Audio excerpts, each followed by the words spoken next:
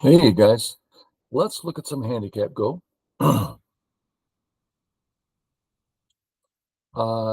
white. I'm giving 6 stones to a 6Q. Of course, our goal is to try to think through, like what's someone else's perspective on how to organize the board. Let's take a look.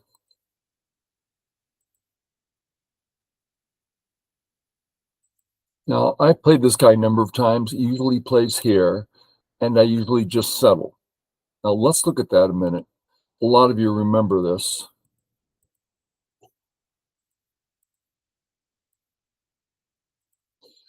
So, in this style of play, the upper left equal, he gets Sente to play away. I have not made a mistake. I have not lost 1 point. He's not made a mistake. He's not lost 1 point. I'm playing the game as if it's even. And if you remember, I did this for years. Just a real exercise in, well, what is the next biggest move? And if I find it, then I'm good. If he doesn't find it, I gained something. Will he miss it again? Okay, I've gained 2 somethings. Takes a while to build up enough points. Unless he's weak, then you chase and everything's different. Okay, so this is what I usually do. But this time, my plan was to switch to my starting a new opening. You've seen me play this with George in Handicap. But he does this. I used to hate this move as white. Someone playing this against me.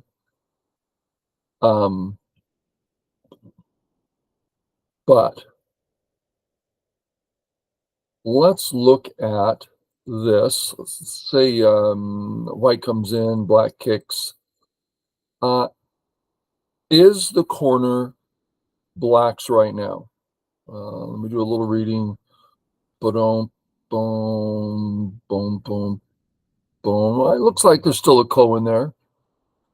I'm actually not sure, but it looks like a ko. And if he gets surrounded, then that ko could turn into his death in ko. So it's actually not like he's doing some fantastic thing. It's just a corner move that looks like points. But let's say I just stabilize and he plays the other way. This is commonly what you see. There's Aji in here, right? What's black going to do? Well, probably going to stop you from living inside. How's he going to do that? I guess he has to kill. Tari, threaten to cut, threaten to kill. I mean, we got a lot of forcing moves. So anyway, I'm just saying it's just a move that used to bother me a great deal. And well, on an emotional level, it still bothers me.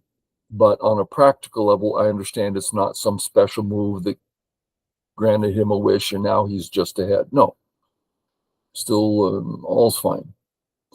And I used to play this all the time. Just settle. If he plays here, which is often seen as the next biggest move, then sure enough, I'm absolutely settled on top. And I have a really pleasant helping stone, right? I'm not trying to hang on to that lonely white stone, but it's nice to have it as help. This is what I used to play. I used to really enjoy playing extremely basic moves, nothing fancy.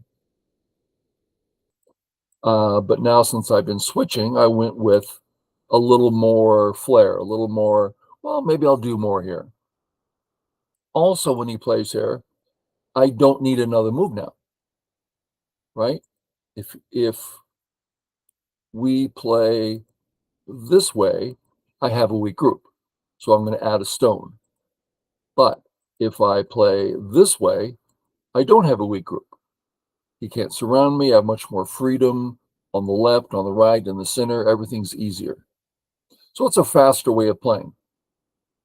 Now, I hate to talk this to death, but one more thing.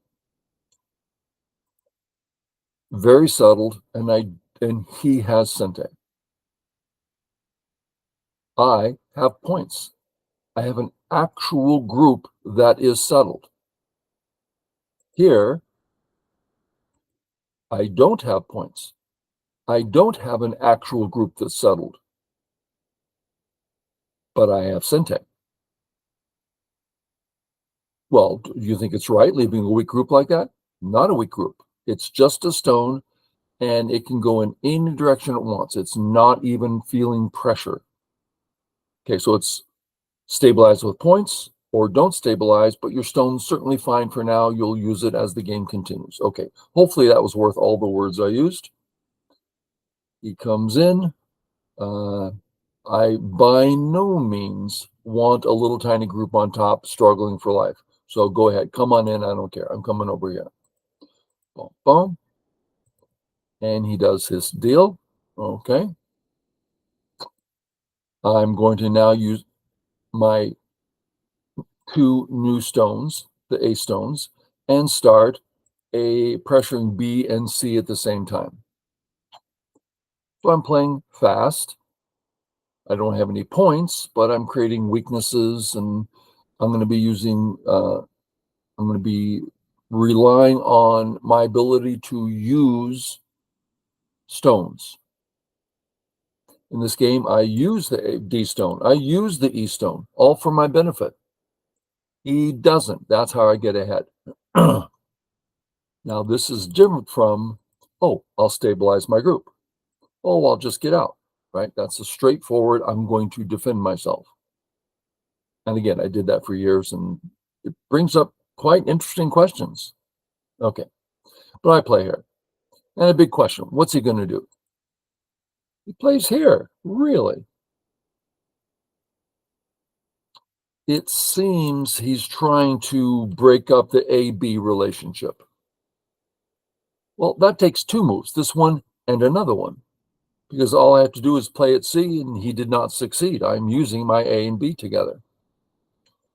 So as much as I like the move, because it's very down to earth and roots and stopping White from doing anything magnificent, true, but it's just too slow. But great. Now, check this out. I'm pressuring the D stone. Let me get back to the A. I'm pressuring the A stone and the B stone. So do I start at C or do I start at D? Well, the most basic question would be, which black stone needs more help? Oh, A, right? A can't move up or down, only to the center. So when we move to the center, a lot of pressure. Now what? Well, the basic idea, come out, surround. Then assuming black lives in the corner, we can, assuming black lives in the corner, we can start a surround. He goes to capture, we get a very pleasant turn, and that's not an eye. It was a regular pattern and looks good here. I decided to let him dictate how that's going to go. Somehow, when I go in this direction, I'm giving him a lot of information. I'm letting him know exactly what I'm going to do, and I'm somewhat committed to that. But if I play this way, I don't even know what I'm going to do. Lots of things can happen. So it's more options, which, and I remember being surprised when I first heard this, pros will play, they'll play a move allowing their opponent to make a mistake. And this, we're talking about against other pros. Because often in a game, if you're leaving your options open, there's 10, 20 options open. Are you going to be able to organize all that, or are you going to make a mistake? So they leave something open on purpose just to allow them to make a mistake. I always thought that was interesting. So I play here, he plays here. So the basic idea, I surround, and he's actually alive already, but let's say he doesn't like it and he goes ahead and lives bigger. I'm not sure I'm doing anything. Am I really going to kill the left? I don't think so. I didn't like this. Didn't seem like I'm really doing anything. So I did some reading and it's like, well, what if I cut? You can't kill the cutting stone. I've actually used this move a lot over the years. But still, even though it's many, many times, it's still only 0.5% of the time.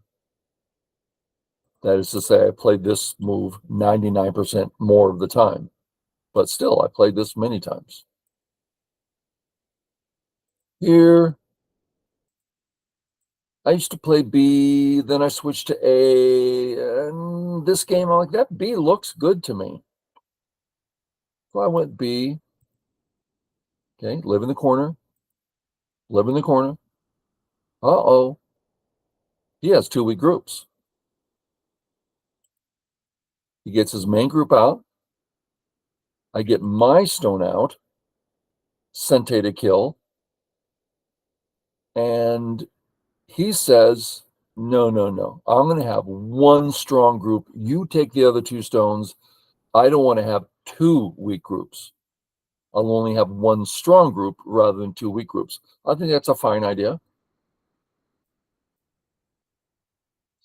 He comes down. I'm alive. I believe I know where I played. Yep. Okay, when you look at this board, my first thought is, oh, let's go building the bottom with A, right? Kind of looks natural. Boom, boom, boom, and I'm growing a big bottom area. Something like that. But my B group is actually quite weak. Now, one thing that makes it extra weak is because he has already supported his C stones. I don't have counterplay there. I can't say, oh, I'm healthy because I'll just attack his C group. No, I can't. Oh, I'm just healthy because I'll mess with his D group. No, you won't. That group is rock solid. Well, then just what's the B group going to do? Struggle? No Sente, just struggling. So I thought, okay, let's start there. I have some Aji, right? This helps all my area in virtual Sente. Give it the Atari. Great, I'll take the other. Oh, I was going to take the other Atari, right? Seems natural. Problem is, he can just cut. He's so solid in the corner, I could be in serious trouble. So I thought, I better not beat around the bush here, just connect. And if he takes that profit, fine, that's his to take. Oh, and that's what he does. And then he fixes. Okay. I'm feeling reasonable about my A group. I think I can play away and really not suffer much at all. Now, we do have this B stone. How big is it to descend? Well, if we descend, not only that's about 10 points in profit. We descend, boom, boom. It's a lot of points because there's end game on both sides. So it's not small, and it gives me well, I can't go down, right? So that's actually not the move I'm looking at because now I have 2 weak groups, right? So the move I'm looking at is this one saying I'm threatening to come down. So the question is, if he ignores me, do I feel that I've made a mistake? I decided no, because let's look at this one.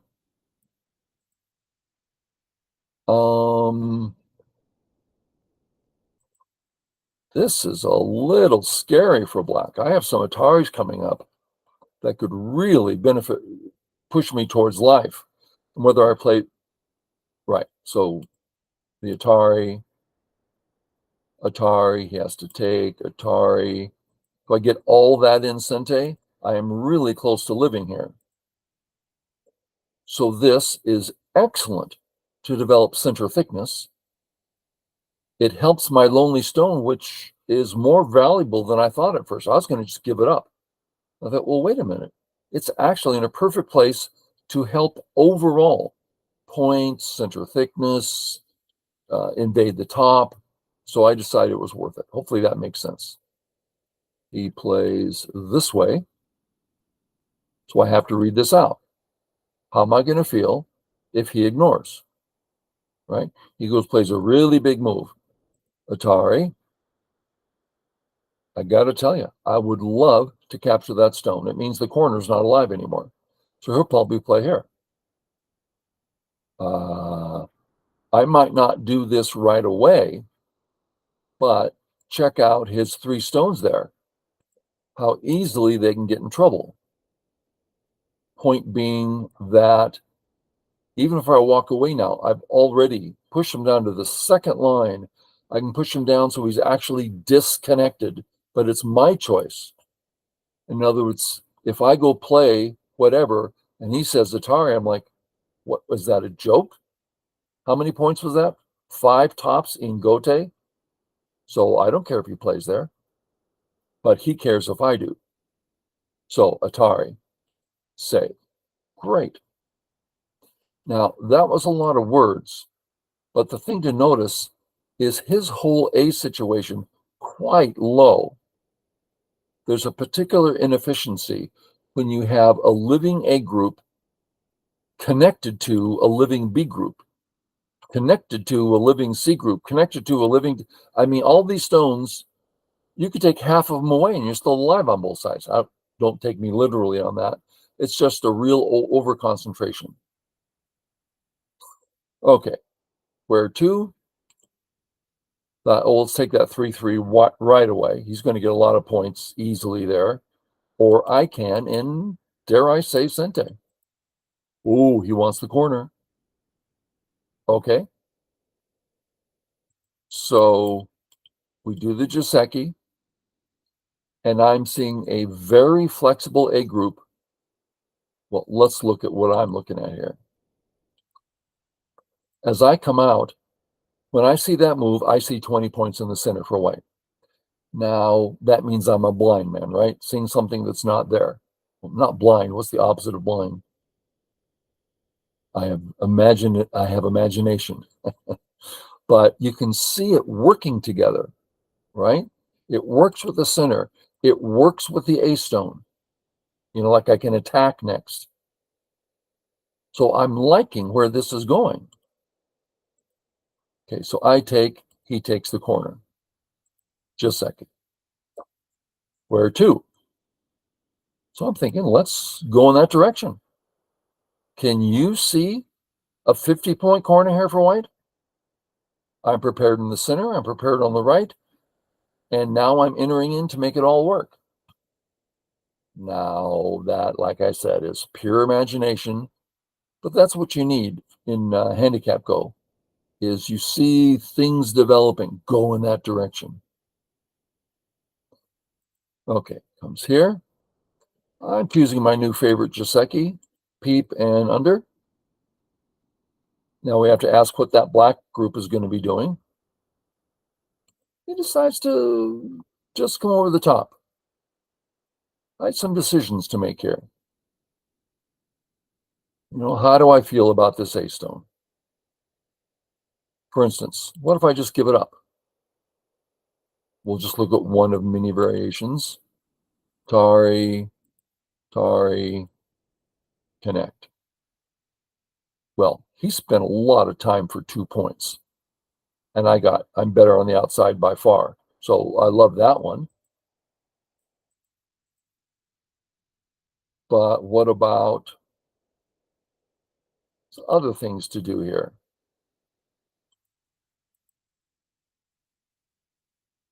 We fix on this side, this is a problem.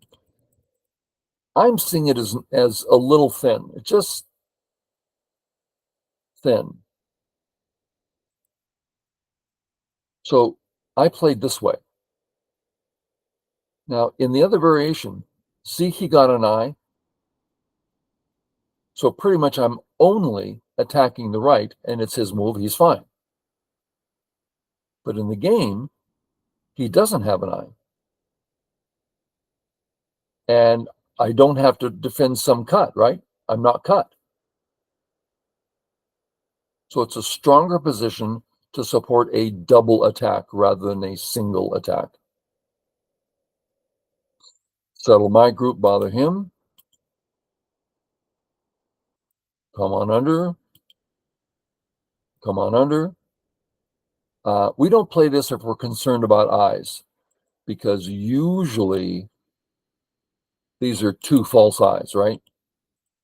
But I'm already alive in the corner, so I don't care if I'm thin.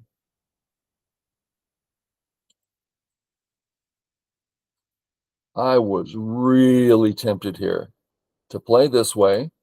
Once I get on the right button, let him disconnect, head on out. I am really tempted to do this. And it might be correct. And the reason I didn't, for me, is a very important reason. That's my old style, really aggressive. And I'm like, that's a fun style, but it's really not very good. Let's just play strong. I'm not taking a risk. Only he has the risk. I would love to capture that stone.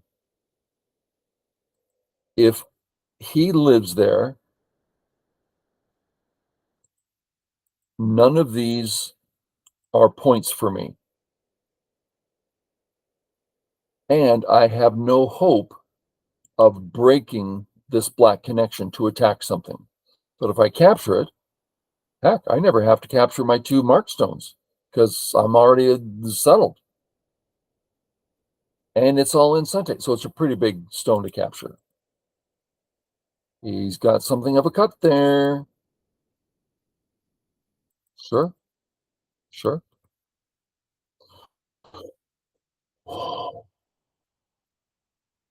Couple of ideas here. I sort of assume where I played next. But I like this A group, chasing the A group. Hard for him to go anywhere. Now, we know that if I'm in this position, which I'm not, and I'm pretty hard to get there, then this kills the corner. He can't save the corner. He can never save. You all know that. But if I play here, Gote. I don't want a Gote move. So, yeah, that's where I thought I played. A clear attack. When you play this kind of thing, don't think you're killing. Just look for flexible shape. Where do you want to go? What can you get out of this? And since we don't know, he's going to tell us. Oh, I guess I'll go this way. Starting to work on top, getting my group out, which is only one eye at the moment, and continuing the attack. Makes sense. He comes out. Well, we have to be aware of this, right? He can cut me now.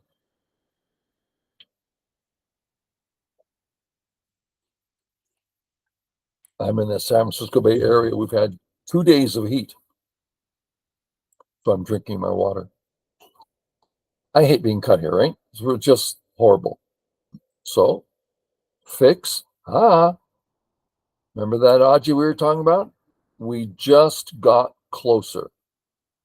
Now we can start thinking about making something work there. Okay. Now this is important. It's all about aiming. What's my aim here? Well, thin, gap, thin, significant Aji. Oh, let's go there. No, it doesn't work. But if we start a fight here, fight step 1 of the fight, step 2 of the fight, now we need to play here. We're going in the direction we want to, and we have to go in the direction we want to. So by fighting in this area, we're creating very positive results for ourselves. Comes out. I wanted to make sure that in a minute when the fight starts, he's not going to say, "You're right, I better give you the corner." I want to make sure the fight is available on top. Okay, so that forcing him to commit, and I start in. Well, yeah, but he's going to be fine at A, he's going to be fine at B. All you're doing is reducing him. Well, I'm reducing him, and his C group, I kill that, that's an extra 10 points plus, and his D group still doesn't have any eyes. So it's all about the future. Fight. How come? Because I can kill things here. That's how come. Sorry. I decided just to play it this way. Use up the liberty. Now it works. And at my choosing, I can Sente. I'm going to kill him next move.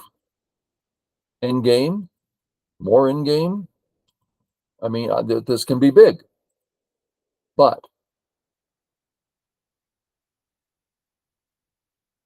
it's mostly Gote for me. So I thought, well, pretty much ends in Gote.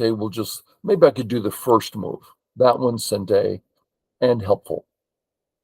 But he gets this, I didn't like, he's saying Atari, I can't save the stone. Then why did I put it there if I can't save it? So I just went away. Why here? Because I only have one eye. That's how come. I'm almost dead. I might be dead. So this gives me a second eye. Now I'm alive. This may have been a mistake. I was kind of thinking of him as 6Q here. Oh, he's going to respond. Although he really doesn't have to. He's absolutely alive in the corner, so it's double Gote points. So he correctly played away.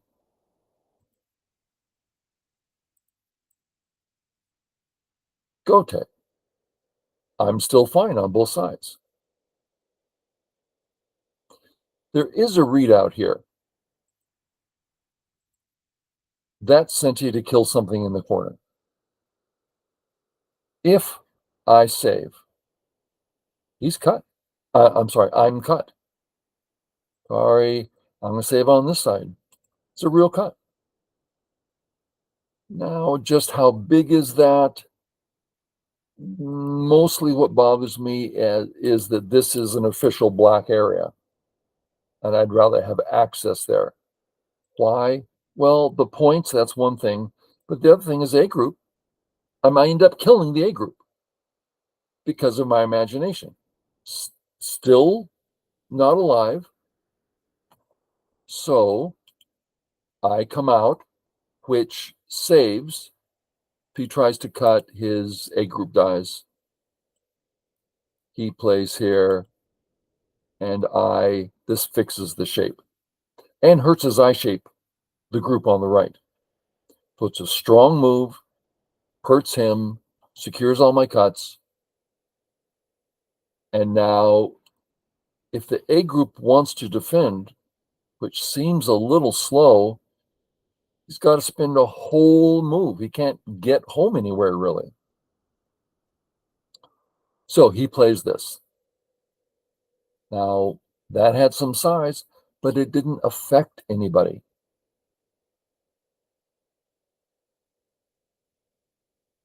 So I'm glad. I mean, I get Sente out of it. Come in, check out his A group. Not alive, no eyes. Now, he's got so much eye shape, it's just a fantasy, but still, it's big. You know? And punish him for not doing the corner move. Play away again. Place here. I don't want that stone. I can't attack him anymore. I'll play the big move. I start walking out.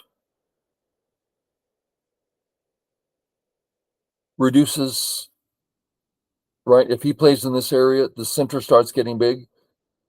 So I'm reducing as I'm threatening to surround him. Okay. That's all I can do now. If I try to say, oh, I'm going to kill you now, just walk out, do whatever. I can't kill. I can only start applying pressure one step at a time. So big move, big. Gote, I play here.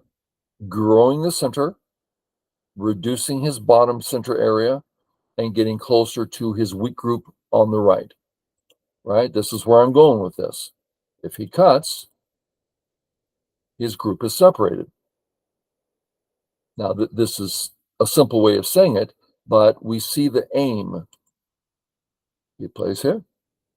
Save my 2 stones. Big and develop. Plays a great move. This is hard for me to think through.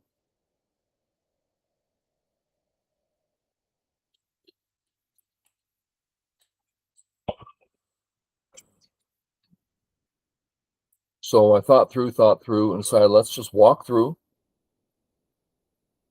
aiming at the cut, reduce, walk through. Okay. My thought here is that he has 2 weak groups.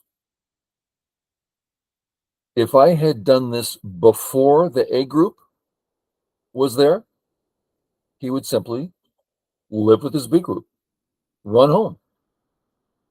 But now, if he does that, I capture the A stones, which puts me about even or maybe a little bit ahead in points.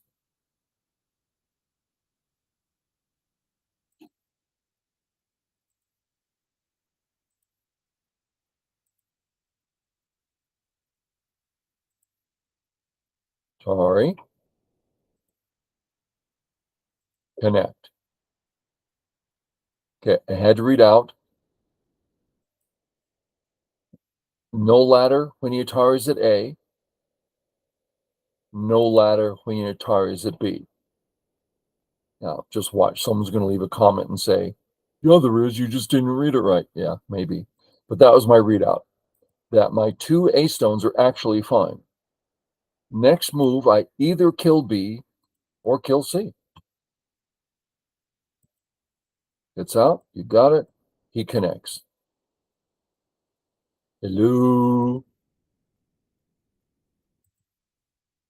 Oh, at which point I do the surround. He's not surrounded yet. So that completes the surround.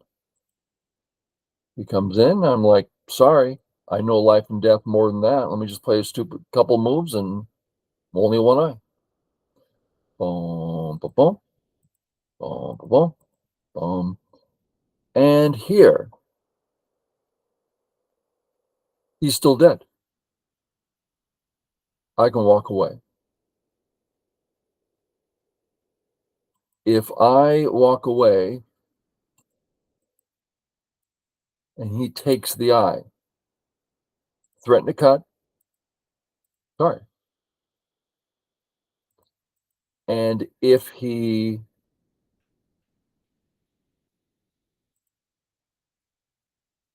stops that from happening? Only one eye. So killed him. He continued to play, I think, all the way to the end.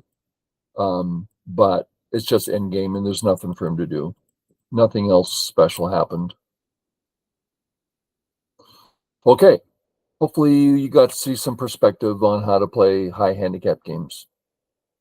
Just expect to lose. Just try to play positively. Get your options going. Create possibilities. See what happens. Okay, guys. Thanks. Bye.